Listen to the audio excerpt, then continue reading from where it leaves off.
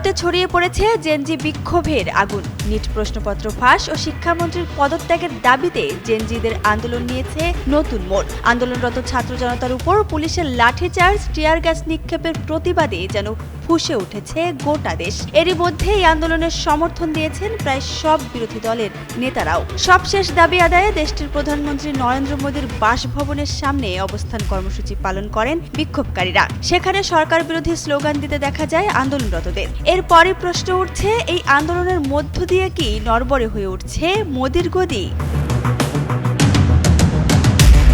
শিক্ষামন্ত্রী ধর্মেন্দ্র প্রধানের পদত্যাগের দাবিতে দেশের ছাত্র সমাজ গত সোমবার সংসদ ভবন অভিমুখে গেলে দিল্লি পুলিশ তাদের লাঠিচার্জ করে ও টিয়ার গ্যাস ছোড়ে। সুস্থ জীবন,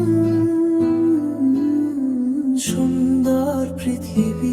এতে শতাধিক পুলিশ ছাত্রছাত্রী আহত হন। এরপরই ফুঁসে ওঠে দিল্লির ছাত্র জনতা। এরপরই আন্দোলনের সমর্থন দেন আম আদমি পার্টি, জাতীয় কংগ্রেসের নেতাকর্মীরা। শিক্ষার্থীদের ওপর নিপীড়ন নির্যাতনের প্রতিবাদ জানাতে এবং শিক্ষামন্ত্রীর পদত্যাগের দাবিতে গেল মঙ্গলবার প্রধানমন্ত্রীর বাসভবনের সামনে অবস্থান শুরু করেন কংগ্রেসের শীর্ষ নেতারা। 3.5 ঘন্টা পর পুলিশ তাদের জোর করে সরিয়ে দেয়। প্রিয়াঙ্কা রাহুল গান্ধী সহ নেতাদের আটক করে পুলিশ, যদিও ঘটনার কয়েক ঘন্টা পর তাদের ছেড়ে দেওয়া হয়। তবে মুক্তির পরেই কেন্দ্রীয় সরকারের কাছে 5 দফা দাবি তুলে ধরছেন লোকসভার বিরোধী দলীয় নেতা রাহুল গান্ধী। নিট প্রশ্নপত্র ফাঁসের বিতর্কে অমিত শাহ সহ কেন্দ্রীয় 2 মন্ত্রীর পদত্যাগ, শিক্ষার্থী নির্যাতনের বিচার, দমন পীড়নের জন্য প্রধানমন্ত্রী নরেন্দ্র মোদীর ক্ষমা প্রার্থনা এবং শিক্ষা ব্যবস্থার সংস্কার সহ একাধিক দাবি জানান তিনি।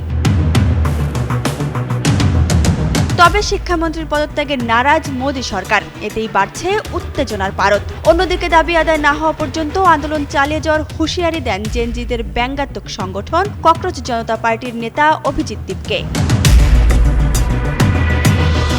এদিকে 2024-25 সালে এমনই বিভিন্ন দাবি থেকে শুরু হওয়া জেনজি বিক্ষোভে কয়েকটি দেশেই ঘটেছে সরকার পতনের মতো ঘটনা। এর মধ্যে 2024 সালে বাংলাদেশের কোটা সংস্কারের দাবি থেকে শুরু আন্দোলনে দমনপীড়ন চালায় তৎকালীন আওয়ামী লীগ সরকার। এতে গণ অভ্যুত্থানের মুখে ভারতে পালাতে বাধ্য হন তৎকালীন সরকার প্রধান শেখ হাসিনা।